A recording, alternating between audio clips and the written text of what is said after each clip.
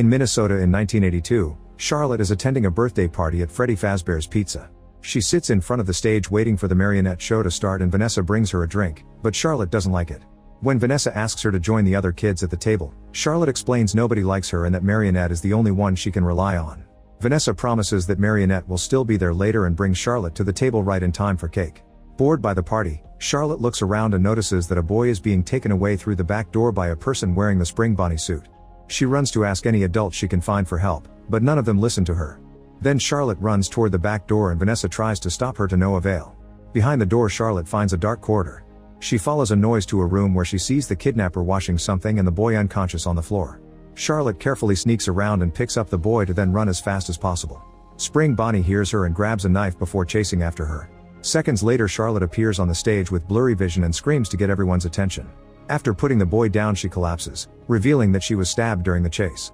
At that moment the stage opens and Charlotte falls through the hatch. Then Marionette emerges with a dead Charlotte on her arms. Afterward the death appears on the news and the pizzeria is under investigation.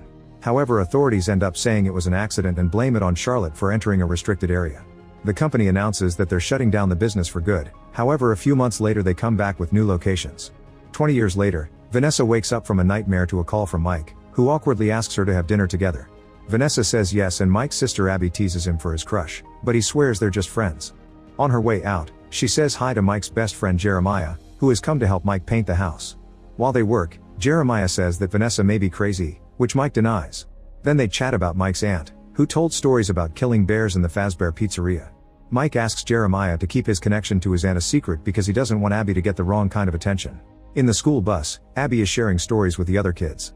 She was a victim of the mascots at the local pizzeria. She only survived thanks to police officer Vanessa and Mike, who used to work there as a security guard. Some kids think she's crazy, but others like her and invite her to have lunch with them. A boy asks her if she'll ever go back to the pizzeria and Abby admits she wants to see her animatronic friends, but they're broken. Mike promised a while ago that he'd fix them yet he hasn't done it. During science class, Mr. Berg reminds everyone that they must finish their projects by Saturday.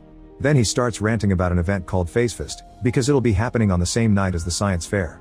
FaceFest is for fans of the pizzeria's animatronics, which Berg finds to be a mockery of robotics.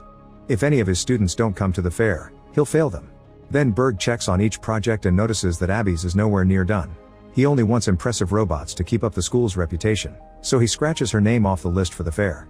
Abby's new friend thinks she's actually talented and could fix the animatronics herself. When Abby goes home, she asks Mike if she can visit the animatronics, but he forbids it and asks her to make friends with real kids. Then Abby watches a TV show called Spectral Scoopers in which 3 people look for ghosts in old houses.